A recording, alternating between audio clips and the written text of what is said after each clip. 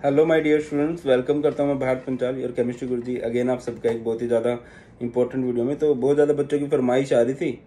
किस चीज़ की फरमाइश आ रही थी? वैसे तो तुम्हारी फरमाइश ही मानी जाती है ना।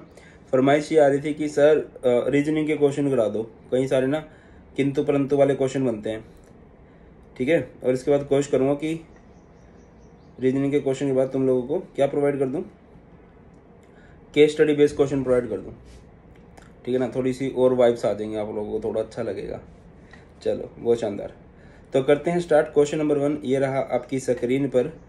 Ammonolysis of alkyl halide is not a good method to prepare pure primary amines. देखिए ओके मैं इधर रफ कम ओके जस्ट अ सेकंड बेटा।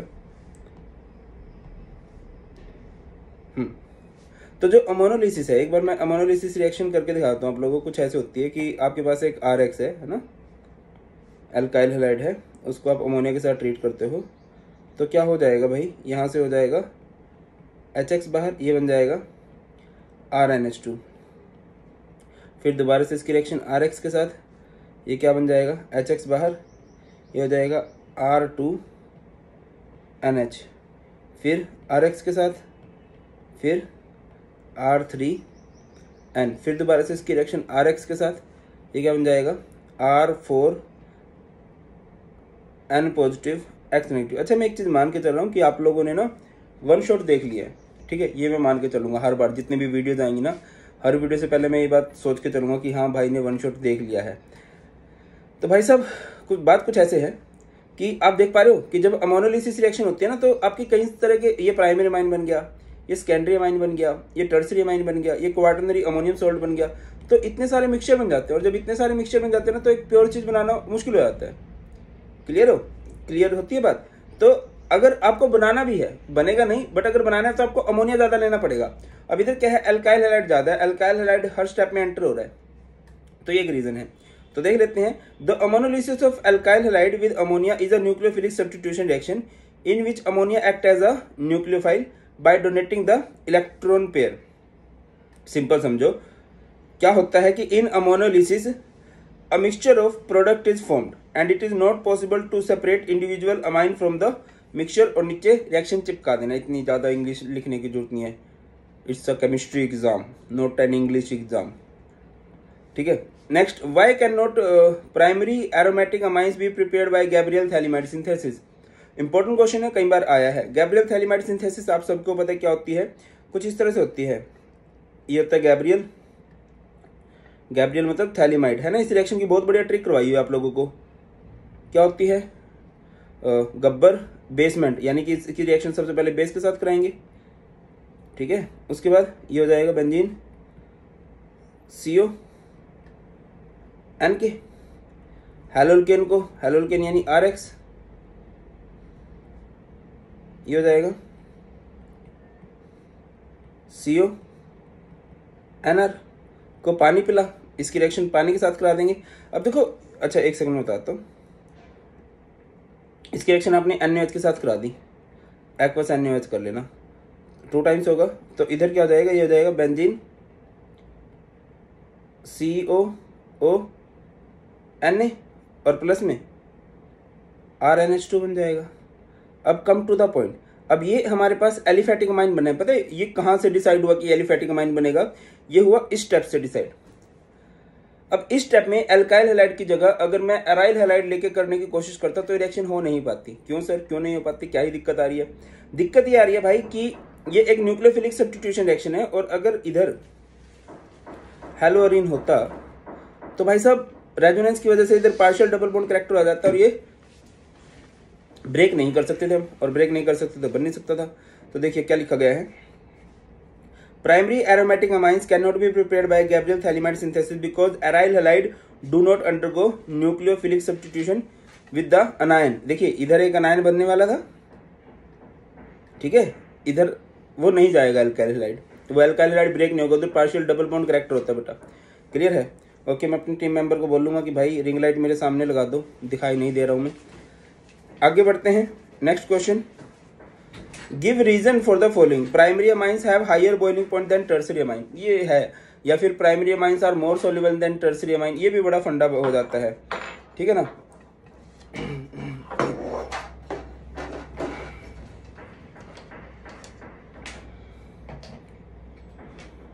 ओ माय गॉड, क्या कर रहे स्मार्ट, ओहो हाँ स्मार्टनेस में 4 चांद लग गए। वो मेरे को राजपाल यादव का एक डायलॉग याद आता है कि पैसा हो तो क्या कुछ नहीं हो सकता मालिक। चलो come to the point. Primary amines have higher boiling point than tertiary amine. Primary amines का बॉइलिंग पॉइंट जो होता है वो ज़्यादा होता है as compare to tertiary amine. अब सीन क्या होता है, देखो यार प्राइमरी अमाइन को आप लोग कुछ लिखते हैं ऐसे RNH2 है ना, और टर्सरी अमाइन होता है कुछ ऐसे RNRR। तो भाई इधर दो तरफ हाइड्रोजन बॉन्ड बना सकता है, और हाइड्रोजन बॉन्ड बना सकता है तो स्टेबिलिटी मिलेगी, स्टेबिलिटी मिलेगी तो उसका बॉइलिंग पॉइंट ज़्यादा होगा। अब इसमें तो हाइड्रोजन ही नहीं है, तो काहे की स्टेबिलिटी, काहे का हायर बॉइलिंग पॉइंट। आगे बढ़ते हैं भाई। Primary amines have 2 hydrogen atom on nitrogen which can undergo intermolecular hydrogen bonding. 2 hydrogen होते हैं जिसकी वजह से इंटरमोलिकुलर हाइड्रोजन बॉन्ड हो जाता है।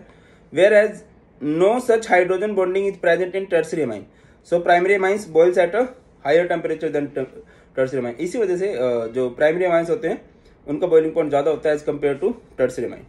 अगले क्वेश्चन की तरफ मूव करते हैं। Out of CH3NH2 and CH3 थ्राइसन which has higher boiling point. I think ये क्वेश्चन अभी डिस्कस करके आए हम लोग। इस क्वेश्चन का आंसर आप लोग खुद से कर सकते हो, कमेंट सेक्शन में बता दीजिएगा एक बार सुंदर मुखारबिंद से कि हाँ सर क्या आंसर आएगा इसका। क्लियर है। आगे बढ़ते हैं नेक्स्ट क्वेश्चन की तरफ।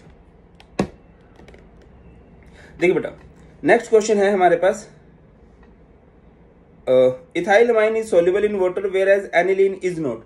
देखिए वाटर में सोल्यूबिलिटी के लिए 2 फैक्टर होते हैं, पहला तो हाइड्रोजन बॉन्ड बनता होना चाहिए, दूसरा है कि हाइड्रोफोबिक पोर्शन छोटा होना चाहिए। अब देखिए इथाइल अमाइन को आप लोग कैसे लिखोगे, इथाइल अमाइन ऐसे लिखा जा सकता है C2H5NH2। एंड बेटा ये आंसर साथ में मैंने इसीलिए लिख रखे हैं सो दैट, देखिए समझ में तो आपको आ जाएगा कंसेप्ट क्या है, आपको कंसेप्ट लिख के भी आना है। दैट्स वाई ये बुकिश लैंग्वेज साथ में है, सो दैट कि आप समझ के लिख के भी आ सको। ठीक है, ये इथाइल अमाइन है और ये है एनिलीन। ओके अरे ये क्या हो गया, ये है इथाइल अमाइन और ये है एनिलीन। तो बताइए इधर क्या रहेगा, इधर हाइड्रोफोबिक पोर्शन बड़ा है, हाइड्रोजन बॉन्ड तो मे भी दोनों बना लेंगे, इसमें हाइड्रोफोबिक ये कार्बन वाला पोर्शन छोटा है, तो अगर कार्बन वाला पोर्शन छोटा होता तो पानी में अच्छे से घुल जाएगा। ठीक है, देखिए ethyl amine is soluble in water due to the formation of intermolecular hydrogen bond with water molecule. However in aniline due to large hydrophobic aryl group the extent of hydrogen bonding decreases considerably and hence aniline is insoluble in water। क्योंकि उधर hydrophobic portion बड़ा है तो वो hydrogen bond की strength कम हो जाती है। ठीक है, वो घुलने नहीं देगा इसको। आगे बढ़ते हैं next question. CH3 twice NH is more basic than CH3 thrice N। भाई साहब ये बहुत डिटेल में करवाया ये क्वेश्चन मैंने आप लोगों को कि CH3 twice NH जो होता है वो ज्यादा बेसिक होता है। अब क्यों होता है, क्वेश्चन है ये, होता क्यों है ऐसा। देखिए एक्वा सॉल्यूशन की बात की गई है, तो जब भी कभी एक्वा सॉल्यूशन वाला पॉइंट आ जाए ना, याद रखिए in aqua solution basic strength is decide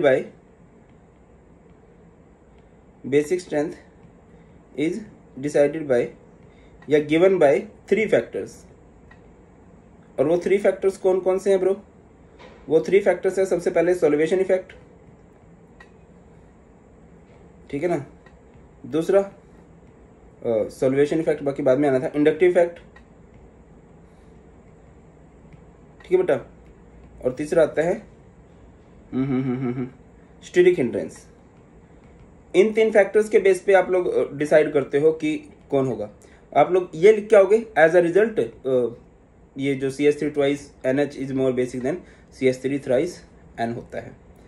ठीक है ना, आगे बढ़ते हैं। Let's move to the next question.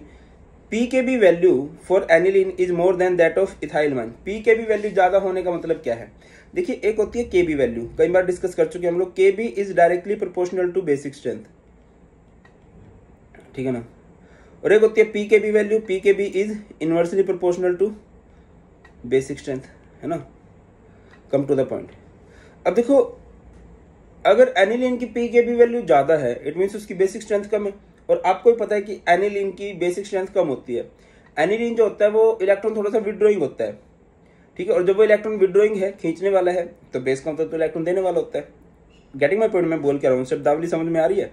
देखो in aniline the lone pair of electron on nitrogen atom is delocalised over benzene ring due to resonance. कि जो आपका एनिलीन है भाई कुछ इस तरह से है,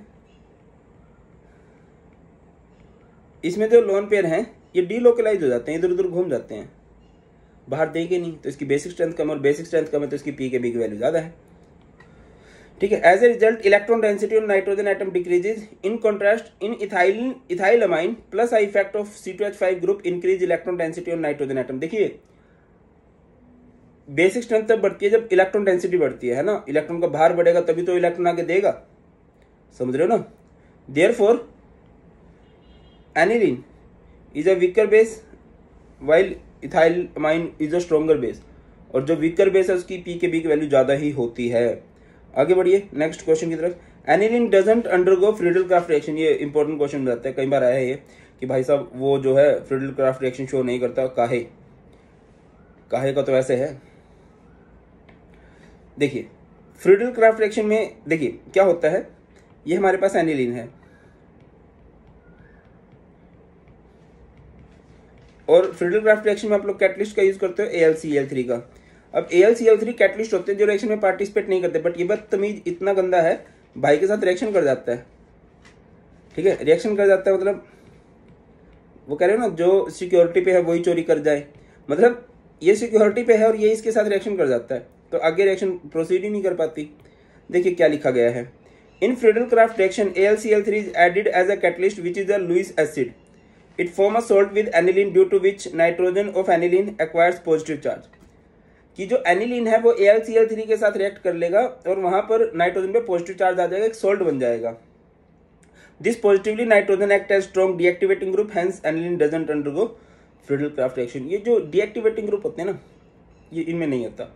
अब पहले तो नाइट्रोजन पे लोन पेयर थे, बढ़िया कर सकता था, बट उसके लोन पेयर के साथ रिएक्ट कर गया वो AlCl3, तो इसने बाहर उसको रिएक्ट करने ही नहीं दिया। आगे बढ़ते हैं, नेक्स्ट है bro CH3 twice NH is more basic than CH3 thrice N in aqueous solution। अभी किया 3 फैक्टर्स, ये वो बता दो 3 फैक्टर कौन कौन। कमेंट सेक्शन में जिंदा रहा करो, लिख दिया करो हाँ सर ये रीजन है। अब आई नो बहुत सारे बच्चे बोलते हैं कि सर लाइव क्लासेस क्यों नहीं ले रहे हो। देखो यार बोला ना एक रीजन है बस, मैं ये चाहता हूँ कि तुम ना रिकॉर्डिंग देख लो 2x की स्पीड पे देख लो बेशक। अब लाइव क्लासेस रहेंगी ना, देखो मैं चाहूँ या ना चाहूँ मैं 10 to 20% टाइम वेस्ट हो जाएगा बातें करने में, ठीक है ना, आउटसाइडर बहुत होंगे।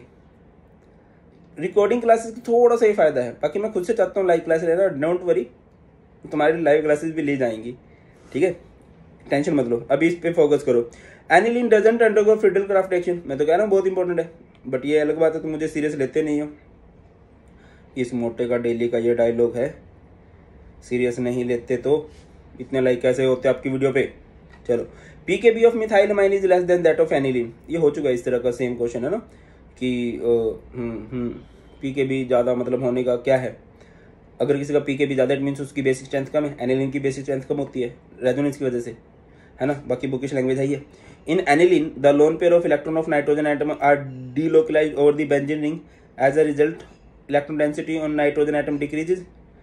और अगर मैं मिथाइलमाइन की बात करता हूँ, मिथाइल ग्रुप की वजह से प्लस आई फैक्टर आ जाता है जो इलेक्ट्रॉन डेंसिटी बढ़ा देता है, therefore aniline is a weaker base than methylamine and hence its pKb value is higher than that of मिथाइलमाइन।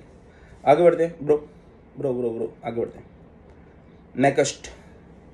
Next question है अपन के पास, ये अपन क्या होता है सही बोला करो। Aniline is a weaker base than cyclo है, भाई एक ही बात है, कितनी बार पूछ लो तुम यही बात होगी। वीकर बेस क्यों है भाई, क्योंकि उसके जो लोन पेयर इलेक्ट्रॉन है वो डीलोकलाइज हो जाते हैं, ठीक है, इलेक्ट्रॉन डेंसिटी कम हो जाती है, वो वाला फंडा है। It is difficult to prepare pure amines of ammonolysis of alkyl halide by the ammonolysis of alkyl halide. आपको पता है क्योंकि मिक्सचर बन जाता है और मिक्सचर को सेपरेट आउट करना मुश्किल हो जाता है। नेक्स्ट है इलेक्ट्रोफिलिक सब्स्टिट्यूशन इन aromatic amines takes place more readily then benzene.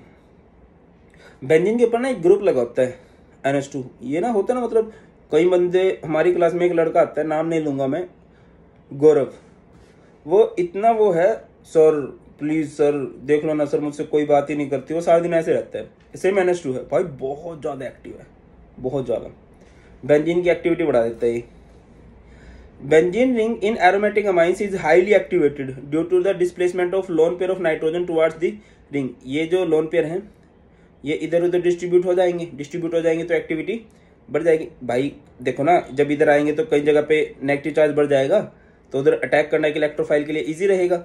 लिखा भी गया है, benzene ring in aromatic amines is activated due to the displacement of lone pair of nitrogen towards the ring.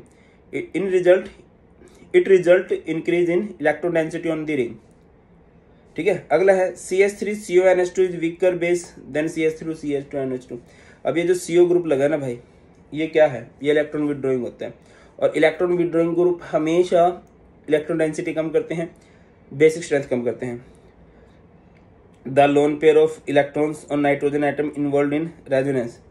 ये जो आपके पास अमाइड है, इसके जो लोन पेयर है नाइट्रोजन के, ये बाहर नहीं देगा, इधर ही इन्वॉल्व हो जाते हैं। देखो जैसे कि CH3CONH2 का स्ट्रक्चर आप कुछ ऐसे बना सकते हो, CH3C+O NH2।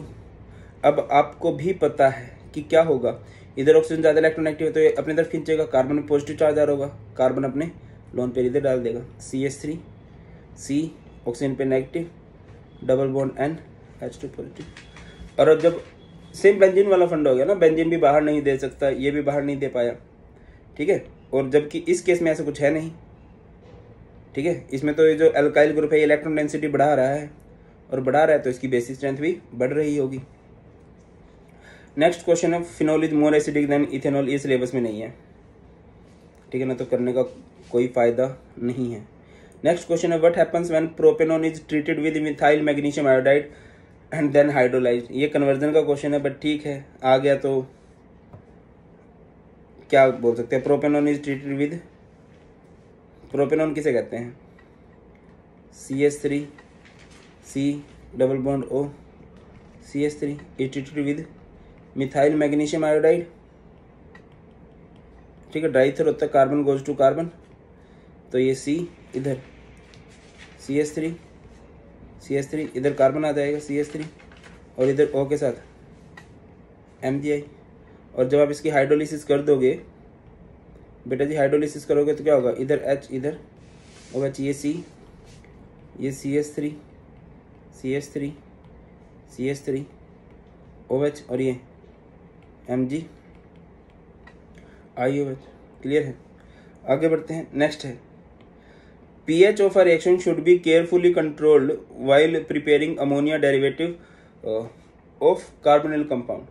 आपके पास कोई कार्बोनिल कंपाउंड है, ठीक है, जैसे कि ये है कार्बोक्सिलिक एसिड ही ले लो, RC डबल बॉन्ड OOH है। आप लोग इसकी रिएक्शन अमोनिया के साथ करवाने लगो, बहुत गंदा किया था मैंने, RC डबल बॉन्ड OOH है ना, इसकी रिएक्शन आप अमोनिया के साथ कराओगे, और आपने पीएच को सही से कंट्रोल नहीं किया। पीएच को मान लो आपने स्ट्रॉन्गली एसिडिक मीडियम रख दिया, मतलब यहाँ पर एक स्ट्रॉन्ग एसिड है, तो ये NH3 इसके साथ रिएक्शन ही नहीं करेगा भाई, वो इसके साथ रिएक्शन करने लग जाएगा।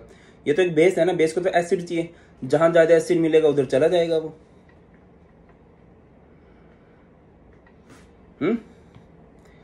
इन strongly acidic medium ammonia derivative being basic will react with acid, will not react with carbonyl compounds.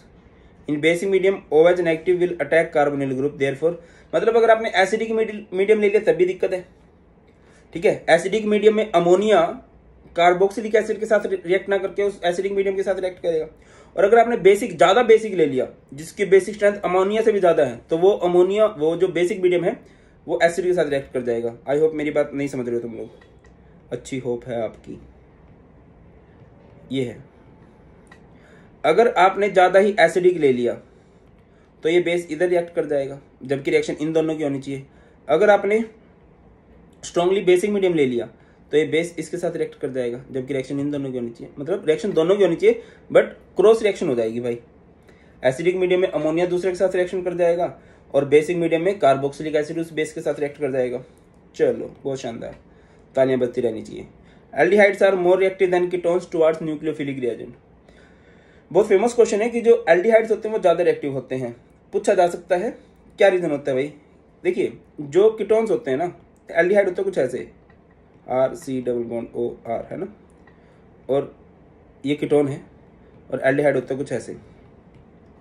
अब एक न्यूक्लियोफाइल आएगा, nucleophile which carry negative charge. अब नेगेटिव चार्ज किसके, देखिए ना, ये उस होता है ना यार, देखो आपने देखा होगा मंदिरों में ना, मतलब कई बार क्या होता है कि कोई वो कर रहा होता है, मतलब कंबल बांट रहे होते हैं, ठीक है, कोई भाई साहब खाना बांट रहा होता है। अब वो उसको देखेगा ना जो गरीब सा है, उसकी हेल्प करने जाएगा वो, ऐसे थोड़ी ना एक बंदा कार से आ रहा है उसको कंबल दे देगा। अब ये न्यूक्लियोफाइल जो है ये इलेक्ट्रॉन रिच है, ये देखेगा किसके पास इलेक्ट्रॉन की कमी है, इसके पास ऑलरेडी 2 एल्काइल ग्रुप हैं, ये तो अमीर दिखता है, इसको नहीं देगा, ये दिखता है थोड़ा सा नीडी बंदा है, चलो इसकी हेल्प कर, इससे भी गरीब होता है एक, ये तो पुश्तैनी गरीब है, ये नहीं कि अभी गरीब हो गए हैं, इनके दादा परदादा भी गरीब थे। Come to the point. तो भाई साहब होता क्या है, ketones are less reactive than aldehyde towards nucleophilic addition reaction because the 2 electron releasing alkyl group decrease the magnitude of positive charge. ठीक है ना, आप पेपर में लिख के आ सकते हो due to electronic reason, due to steric reason. दूसरा ये होता है ना कि बल्कि ग्रुप होते हैं कीटोन के पास, तो उधर अटैक करना भी पॉसिबल नहीं होता। ठीक है, लिखा भी गया है the 2 bulkier alkyl group hinder the approach of the nucleophile to the carbonyl group. Next question है chloro acetic acid is stronger than acetic acid. आज ही करवाया एसिडिक बेसिक वाला, ये देख लो कितनी बार क्वेश्चन आ रहे हैं, बट तुम्हें क्या है, तुमने तो सर को सीरियस लेना नहीं है। देखिए क्लोरो एसिटिक एसिड में क्या होता है कि जो सीएल ग्रुप है, सीएल ग्रुप इलेक्ट्रॉन विड्रॉइंग होता है तो माइनस आई इफेक्ट आता है, तो ये इलेक्ट्रॉन डेंसिटी घटा देता है, और इलेक्ट्रॉन डेंसिटी घटेगी तो एसिडिक स्ट्रेंथ बढ़ेगी। क्लियर है। अगला नेक्स्ट क्वेश्चन है तुम्हारे सामने स्क्रीन पर, ये रहा, तो carboxylic acid do not undergo aromatic carboxylic acid do not undergo Friedel craft reaction.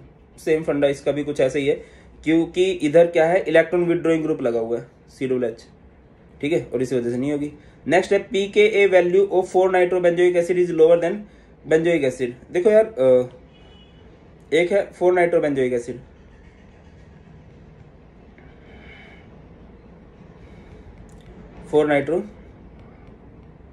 Benzoic acid, ठीक है, और एक है सिंपल आपका बेंजोइक एसिड। अब आप खुद से देखो इनमें से ज्यादा एसिडिक कौन है, सिंस ये ज्यादा एसिडिक है, और जब क्योंकि इधर इलेक्ट्रॉन विड्रॉइंग ग्रुप लगा है, इसकी एसिडिक स्ट्रेंथ ज्यादा है और इसकी एसिडिक स्ट्रेंथ ज्यादा है, तो इसकी pKa वैल्यू क्या होने वाली है,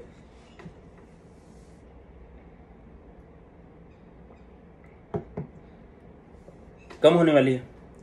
क्लियर है ना, यही लिखा भी गया होगा, कहाँ गया, ये रहा। Due to the presence of strong electron withdrawing group NO2 4 nitrobenzoic acid is more acidic than benzoic acid and therefore pK value is lower. आगे बढ़ते हैं, चलो क्वेश्चन है although phenoxide ion has more number of resonating structure than carboxylate ion, carboxylic acid is a stronger acid than phenol, give 2 reasons. ये अच्छा क्वेश्चन है गुरु। तो आप फिनोक्साइड आयन के रेजोनेटिंग स्ट्रक्चर बना दोगे। फिनोक्साइड आयन समझते हो ना, कि जैसे कि आपके पास क्या था, फिनोल था, है ना, फिनोल ने क्या कर दिया, H पॉजिटिव रिलीज कर दिया, तो ये बन जाएगा ये, ठीक है। अब इधर क्या है, ये अपने लोन पेयर को इस तरह से डिस्ट्रीब्यूट कर देगा बेंजीन में, है ना, इस तरह से चलते रहेंगे। देखो ना ये बना ही हुआ है, ये बने हुए हैं आपके पास 5 रेजोनेटिंग स्ट्रक्चर बन जाएंगे, और यहाँ पे पर स्ट्रक्चर की जो रेजोनेंस आएगी वो कितनी आएगी, 20% आ रही है, और इसमें सिर्फ 2 ही स्ट्रक्चर बनते हैं, कार्बोक्सिलेट आयन में 2 बनते हैं, तो पर स्ट्रक्चर कितनी है, 50% है। तो एवरेज देखे तो भाई साहब इसकी एक स्ट्रक्चर, मतलब किसी एक स्ट्रक्चर को कंपेयर कर लोगे तो एसिडिक स्ट्रेंथ में कौन नहीं जीत जाएगा, कार्बोक्सिलिक वाले जीत जाएंगे, ठीक है। और अगर सेकंड पॉइंट की बात करता हूं, the negative charge rest on the electronegative O atom in carboxylate ion, the presence of negative charge on electronegative atom make the ion more stable for the reason RCOO negative is more stable than the phenoxide ion. अगर आप देख पा रहे हो इधर जब इसकी जो रेजोनेंस होती है, यहाँ पर ऑक्सीजन पे नेगेटिव चार्ज है, इधर तो है ही नहीं, ठीक है ना, इधर तो नेगेटिव चार्ज रीडिस्ट्रीब्यूट हो रहा है, और जब नेगेटिव चार्ज रहेगा तभी तो पता चलेगा हाँ भाई कौन कितना स्टेबल है। लिख सकते हो where the carbon has negative charge on it for the above 2 reason carboxylate ion is more stable and hence carboxylic acid has higher acidity than phenol. देखो यार स्ट्रक्चर से दिखा दोगे, इवन यहाँ पर लिखा भी हुआ है, मैं दिखा देता हूँ पहले भी। ये देखिए, phenoxide ion is a resonance hybrid of structure 1 to 5 where each structure has a contribution of 20% in the resonance hybrid. On the other hand, each of the two contributing structure of carboxylate ion contribute 50% towards the resonance hybrid. ठीक है, and therefore carboxylate ion tends to be more stable. और इसमें क्या है, देखो इसमें oxygen पे negative charge है। ऑक्सीजन पे नेगेटिव चार्ज होना एक अच्छी बात है। कार्बोक्सिलेट आयन में ऑक्सीजन पे नेगेटिव, क्योंकि ऑक्सीजन इलेक्ट्रोनेगेटिव है, जो होना चाहिए वही है। और यहाँ पर कार्बन पे नेगेटिव चार्ज है। अगर आप इसमें बहुत जगह देखते हो तो कार्बन पे नेगेटिव, अब कार्बन इलेक्ट्रोनेगेटिव नहीं है बट उस पर नेगेटिव चार्ज आ रहा है, तो वो तो उसे अनस्टेबल करेगा ना, और चीजें स्टेबल होनी चाहिए। ये एक रीजन है। बाकी इसकी पीडीएफ आपको मिल जाएगी टेलीग्राम ग्रुप में, जो कि भारत पंचाल सर के नाम से दिखाई दे रखा है, लिंक डिस्क्रिप्शन में ज्वाइन कर लेना।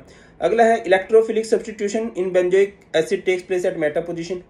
डीएक्टिवेटिंग ग्रुप होते हैं तो उनकी मेटा साइट ही एक्टिव होती है। रेजोनेंस भी करके दिखाई सकते हो, है ना। आप देख पाओगे कि मेटा साइट ही बचती हैं जहां पर पॉजिटिव चार्ज नहीं आया है। अगला है carboxylic acid do not give the characteristic reaction of carbonyl group. ये बड़ा इंटरेस्टिंग सा क्वेश्चन रहता है। क्या बोला मैंने, जो कार्बोक्सिलिक एसिड है, अभी वो कर लेते हैं, अभी थोड़ी देर पहले जो हम कर रहे थे, है ना, इसका रेजोनेंस स्ट्रक्चर नहीं बनाता। जैसे कार्बोनिल ग्रुप होता है ना, कार्बोनिल ग्रुप कुछ ऐसे होता है, C डबल बॉन्ड O, है ना।